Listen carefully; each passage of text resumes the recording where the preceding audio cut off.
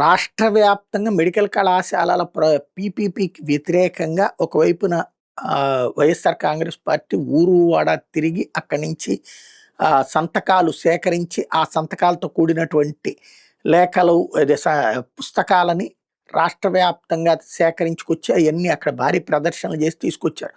వాటన్నిటిని మరి కాసేపట్లో గవర్నర్కి ఇవ్వబోతున్నారు. ఇదివరకు రాజ్ భవన్ అనేవాళ్ళు ఇప్పుడు లోక్ భవన్ అంటున్నారు.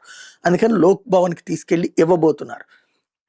ఈ సందర్భంగా ఆ వెహికల్స్ అన్ని అక్కడికి వెళ్తాయి. దాంతోపాటు జగన్ స్వయంగా వెళ్ళబోతున్నాడు కాబట్టి పెద్ద ఎత్తున మాబ్ మొబిలైజేషన్ ఉంటుంది. అట్లా రావద్దు ఎవరు, కేవలం పర్మిషన్ ఉన్నటువంటి వాళ్ళు ఎవరైతే గవర్నర్ దగ్గరికి వెళ్ళడానికి ఎవరైతే పర్మిషన్ తీసుకున్నారో జగన్తో పాటుగా వచ్చే ఆ 10 మందికి తప్పించి మిగతా వాళ్ళు ఎవరు రావద్దు అంటూ పోలీసులు ఇప్పుడు నిషేధాజ్ఞలు ప్రకటించారు. ఎవరైనా వాహనాలతో అక్కడికి వచ్చినా, భారీగా నిలబడ్డా, భారీగా కనబడ్డా, భారీగా తిరుగుతున్నా సరే ఊరుకోము, కఠిన చర్యలు తీసుకుంటామంటూ పోలీసులు హెచ్చరించారు.